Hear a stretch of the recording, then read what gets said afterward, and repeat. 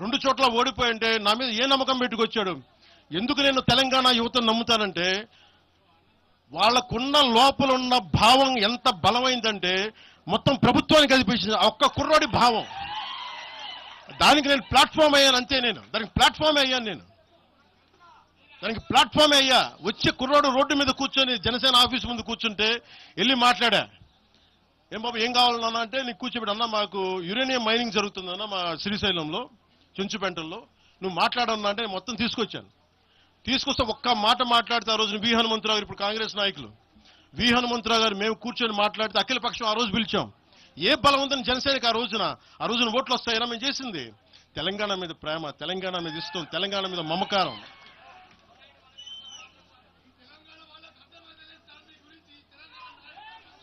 తెలంగాణ ప్రజలు వేరు, తెలంగాణలోని కొద్దిమంది.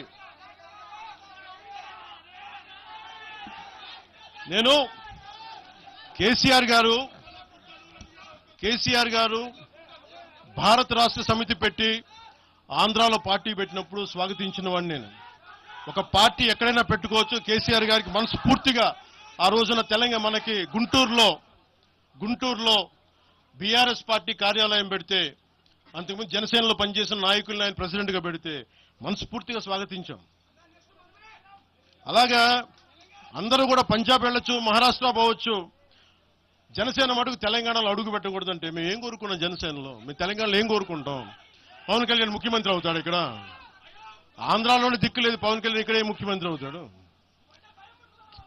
కానీ దేనికి భయం అంటే చైతన్యవంతులను చేస్తామన్న భయం, అదొక్కటే భయం. సమస్యల మీద తిప్పి కొడితే ఎంత? 4 కోట్ల జనాభా ఉన్న, దాదాపు 4 కోట్ల జనాభా ఉన్న తెలంగాణలో జనసేన తిప్పి కొడితే 1,00,000 మంది పైన కూడా లేరు. 2,000 మంది జన సైనికులతోటి, సాధకులతోటి మేము సభ పెట్టుకుందామంటే మీరు దీనికి పర్మిషన్ ఇవ్వకపోతే మేము ఏం చేస్తాం? మేము దుర్మార్గాలు చేస్తాం. మేము అంటే నాకు ఎలా ఉంటుందంటే మీరు ఏదైనా మాట్లాడండి. అంటే ఎక్కడ ఇప్పుడు నేను ఒక ఎనలిస్ట్ కూర్చొని నేను మాట్లాడింది వేరు, నువ్వు అమిత్ షా గారిని మాట్లాడితే నేను దాని గురించి ప్రస్తావిస్తే దీంట్లో ప్రాంతీయత ఎక్కడుంది? దీంట్లో తెలంగాణ నేను ఎప్పుడు అవమానం చేశాను? దీంట్లో కులాలు ఎక్కడ వచ్చినాయి?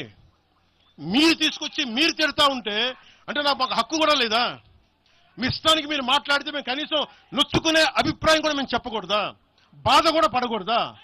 అంటే మేము కూర్చోబెట్టి బాంచం ద్వారా అలాగే ద్వారా మీరు ఎలాంటి వాళ్ళని భరించాలా? మేము పీకలు పోయినా పర్లేదు, పీకలు కోసుకుంటాం, కానీ భయం అయితే మాకు రాదు.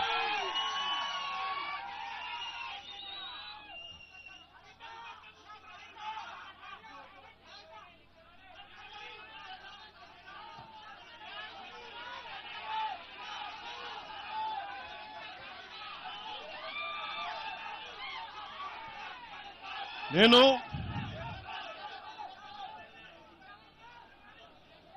తెలంగాణలో ఆంధ్ర వాళ్ళకి ఏం పని అంటారు? సంతోషం, కరెక్ట్. అది తెలంగాణలో ఆంధ్ర కాంట్రాక్టర్లు ఓకేనా? ఇక్కడ ఆంధ్రాలో తెలంగాణ కాంట్రాక్టర్లకి బాగానే పనిచేస్తున్నారు. అక్కడ తెలంగాణలో ఆంధ్ర కాంట్రాక్టర్లు బాగానే ఉన్నారు.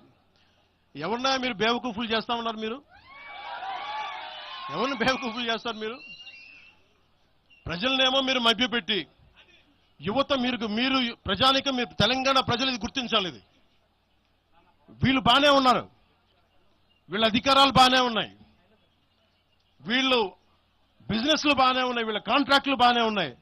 ఏదైనా మాట్లాడితే నాలాంటి వాడిని కూర్చోబెట్టి భయపడతా ఉంటారు. మీరు ఒక్కసారి చెప్పండి. మీరు నిజంగా వద్దు అనుకుంటే తెలంగాణలో అసెంబ్లీలో ఎవరైతే తిడుతున్నారో మీరు తీర్మానం పెట్టండి. పవన్ కళ్యాణ్ అనేవాడికి ఇక్కడ పర్మిషన్ లేదు, రాకూడదని పెట్టండి పర్మిషన్. సంతోషం నాకు. దాన్ని ఎలా పెడతారు నేను కూడా చూస్తాను. దాన్ని మేము 1,200 మంది ఉద్యమకారులు ఎంతమంది చనిపోయారో నాకు తెలుసు. 12 సంవత్సరాలు 1,200 మంది ఉద్యమకారులు పైగా చనిపోతే వాళ్ళ మీద గౌరవార్థం నేను ఎప్పుడు ఒక్క మాట మాట్లాడాలి తెలంగాణ, ఒక్క మాట. నాకు అంత ఇష్టం నాకు తెలంగాణ. కానీ మీరు కూర్చోబెట్టి నా ప్రేమను కనుక మీరు శంకిస్తే నేను ఇప్పుడు దాకా నిర్ణయించుకోలే. మీరు అంటున్నారు కాబట్టి చెప్తున్నా, తెలంగాణలో జనసేన ఉంటుంది. మేము పోటీ చేస్తాం. ఇప్పుడు దాకా ఎప్పుడు అవసరమైతే తెలంగాణలో తిరుగుతాం. నేనే తిరుగుతా, మేమే తిరుగుతాం. ప్రతి సమస్య మీద మాట్లాడతాం, ప్రతి అన్యాయాన్ని ఎదుర్కొంటాం. ఏం మాట్లాడతారు మీరు? ఇది తెలంగాణ భారతదేశంలో అంతర్భాగం, మర్చిపోకండి. తెలంగాణ నా దేశం, మన భారతదేశంలో అంతర్భాగం తెలంగాణ. మీరు కూర్చోబెట్టి బెదిరించి రాకూడదు ఏంటో అవన్నీ భరిస్తాం. చాలా దశాబ్దం పైగా భరించాం. దీనికి చర్మాంకం పలుకుతాం మేము. తెలంగాణ ఎవరైతే వ్యతిరేకించారో వాళ్ళందరూ పదవుల్లో కూర్చున్నారు. ఈరోజు కూర్చోబెట్టి తెలంగాణను ఎవరైతే వ్యతిరేకించారో వాళ్ళు ఎమ్మెల్యేలు అయ్యారు.